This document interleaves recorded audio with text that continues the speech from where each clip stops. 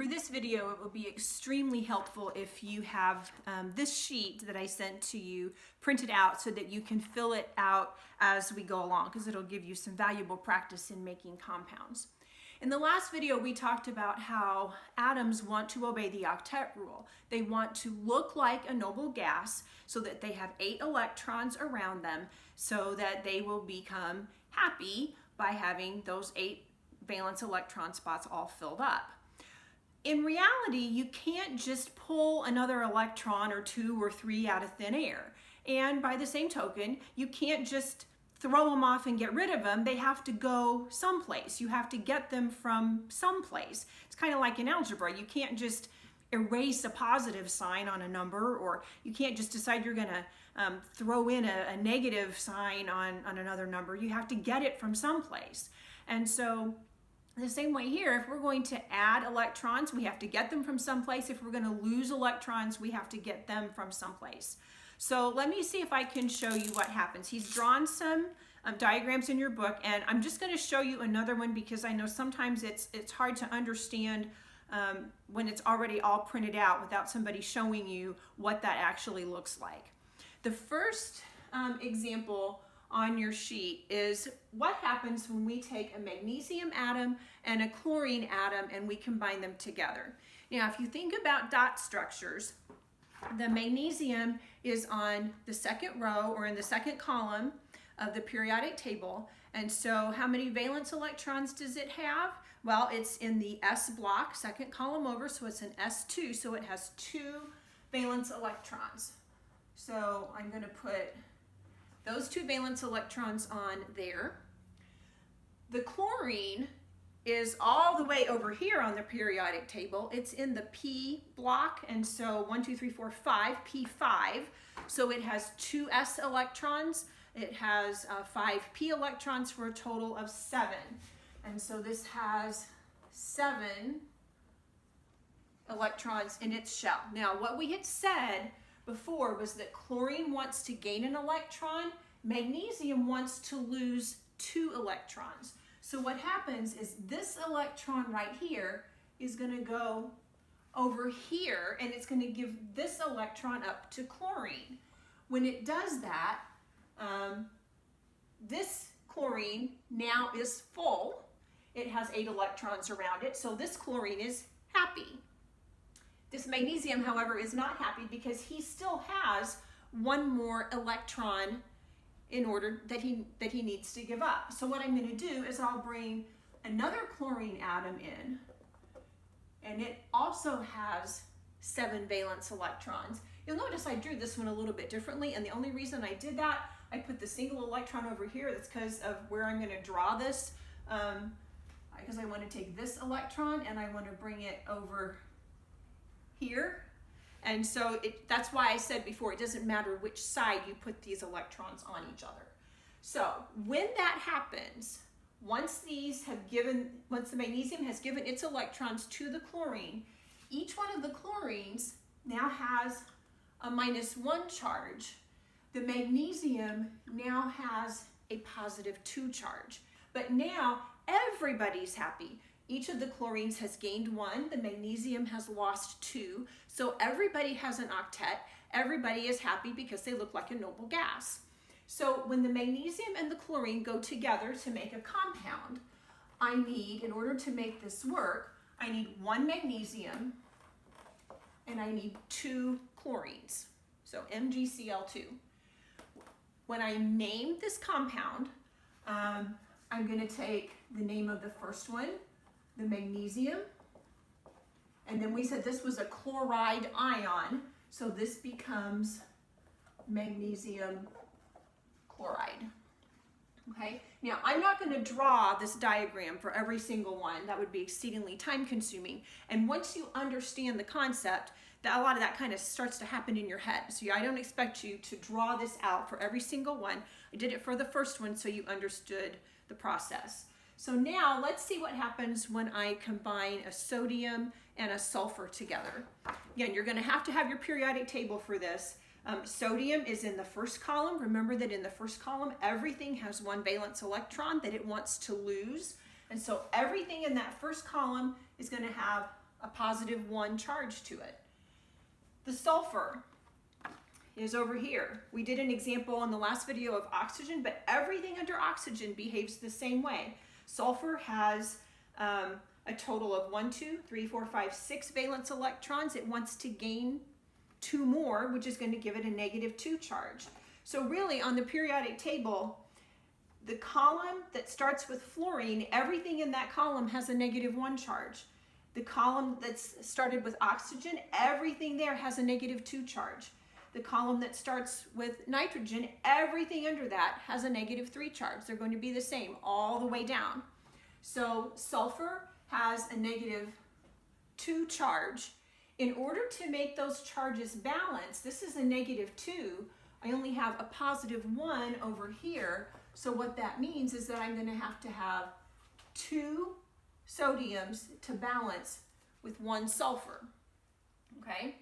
Now, he tells you, because this is a +1, he tells you that you can just kind of take this and cross it down here, and you can take this and cross it down here, and so this 2 comes down here, and then this is a 1 and it comes down here. That's a neat little trick, but I want to make sure you understand why you're doing it that way. The reason you're doing it is to balance your charges out so that everything adds up to 0 and we don't end up with either a positive or a negative charge. So this one is going to be sodium sulfide. Again, we're putting this IDE ending on to indicate that that's the negative portion. The positive ion is always first when you name a compound, and the negative ion is always second. Okay, let's look at aluminum and bromine. With where aluminum is on the periodic table, if you can find that, it's over here. We talked about aluminum. It has a +3 charge. Bromine is in the second to the last column on the periodic table. Everything in that column has a -1 charge. So in order to make this balance, if I'm going to have a +3 here, I have to have a total of -3 here. So that means it's going to be Al, and then I need 3 bromines to go with it. So the name of this compound is aluminum bromide. Again, that IDE ending on the end. Let's look at what happens when I combine lithium and fluorine together. Lithium, find it on the periodic table. Where is it? It's in the first column. So anything in that first column is going to have a +1 charge. Where's fluorine?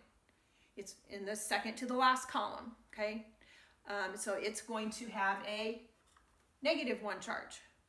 Well, if I just put one of each together, then I'm going to have an Li and an F, and the +1 and the -1 add up to 0. They cancel each other out. This had 1 electron to give up. This one had 1 it wanted to gain. So I only need 1 of each. So this is called lithium fluoride. You want to make sure you watch when you write fluoride, and people tend to want to turn the O and the U around. If you turn it around, it becomes flour, not fluoride, so the U goes first when you're writing the name of that element. Potassium and oxygen. Where's potassium on the periodic table? If you look, it's in the first column. Everything in the first column has a +1 charge. Where's oxygen? Oxygen is in this column over here, second to the last column on the periodic table. Everything in that column has a -2 charge. Well, if this is -2 and this is +1, in order to make them balance out and add up to 0, I'm going to have 2 of the +1s and 1 of the -2. So that therefore will then give me a charge of 0 when I add them together. This will be potassium oxide. Okay? Let's do a couple of them backwards. What happens if I am given aluminum sulfide? What does that look like? Well, the symbol for aluminum is Al. The symbol for sulfide is an S. What charge did they have? Again, you've got to look at your periodic table. I already did aluminum once before. That's a +3. I did sulfur once before too. It's in the same column as oxygen, so it has a -2. This one's a little trickier, just because it's not like I can just double one of them. If you remember least common multiples from algebra, what do 3 and 2 both go into? Well, they both go into the number 6. So what do I multiply 3 by to get 6? I'd use 2. I multiply the 2 by a 3. 2 times a positive 3 is a positive 6. 3 times a negative 2 is a negative 6. Negative 6 and positive 6 adds up to 0. Again, you can take these and you can swap them, put the 2 down by the aluminum, put the 3 down by the sulfur, but I do want you to understand where that's coming from. Okay? Magnesium phosphide. Symbol for magnesium is Mg. Symbol for phosphide is a P. Magnesium's in the second column, so it has a charge of positive 2. Phosphide is right under nitrogen, and it has a charge of negative 3, just like everything in that column. Everything in the column always has the same charge. Well, this one probably looks real similar to this one. If I take those charges and I cross them down so that I have a total of 6 on each one, I'm going to have Mg3P2. 3 times a positive 2 is a positive 6. 2 times a negative 3 is a negative 6. Positive 6 plus negative 6 adds up to 0, so I don't have any charges left over. Okay? One more. Calcium oxide. Well, the symbol for calcium is a Ca. The symbol for oxide is O, because that comes from oxygen. Calcium's in the second column. Calcium has a positive 2 charge. Oxygen, again, it's one we've already used before. It's in the third from the right column, and so that's going to have a negative 2 charge. Now watch it on this one, because sometimes if students get too excited about using this cross the number down formula, what they'll do is they'll cross these numbers down and they'll end up with this. They'll end up with Ca2O2. But that's not right, because I don't need 2 of each one of them. I only need 1 of each one of them in order to cancel the charges out. So I need 1 calcium and 1 oxygen, because a positive 2 and a negative 2 already add up to 0. So I only need 1 of each. Okay, so you will have in your assignment today, you'll have lots of practice doing this. And so you can work on that and get really, really good at making formulas for ionic compounds.